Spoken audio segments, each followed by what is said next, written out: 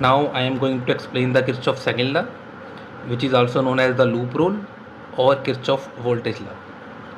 So numerical of this question is very important. The algebraic sum of all the potential difference in a loop of an electric circuit is always 0. That means all the potential difference in a circuit whose sum is always 0. Summation of all the potential in a loop is 0, right? So in this type of questions we have to consider a loop. Loop means a circular loop and a closed loop, right? So we have to find some unknown values, that is sometimes may be current, sometimes may be potential, right? But to solve this type of question we just have to remember a certain rule, right? In different books there are number of types of rule, but now I am just writing in a very simple way. If I have a resistance in which current is flowing in this direction, right? And we know that current always flow from high potential to low potential.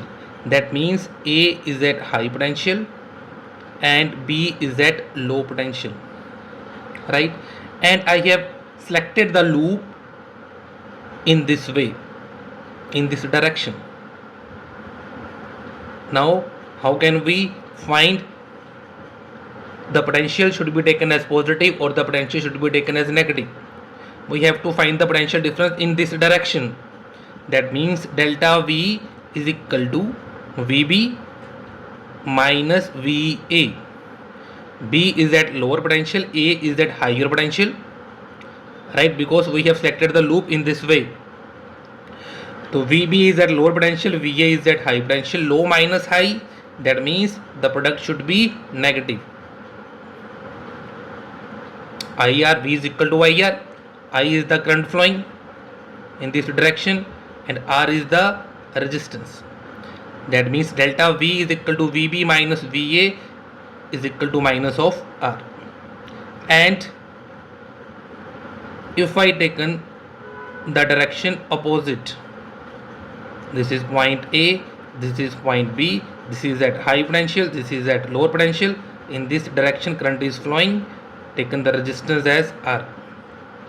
Now if I select the loop in opposite direction, in this direction, that means now how can we find the value? Delta V is equal to VA, because the loop we have selected in this direction.